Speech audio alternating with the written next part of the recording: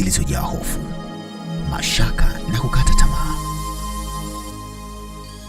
Katikati ya dhoruba za maisha, matatizo ya familia, kushuka kwa maadili, hali ngumu za kiuchumi na magonjwa yanayotikisa dunia, mioyo ya wengi imelemewa.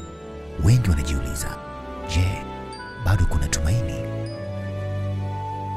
Ndiyo, kuna tumaini, na tumaini hilo si la kawaida. Ni tumaini linalorejesha amani, linalofufua imani na kuleta faraja katikati ya maumivu ya maisha. Katikati ya sintofahamu ya dunia hii, bado kuna sauti ya upole inayokuita, sauti inayokupa uhakika na kukuelekeza kwa Kristo Yesu, tumaini lenye baraka.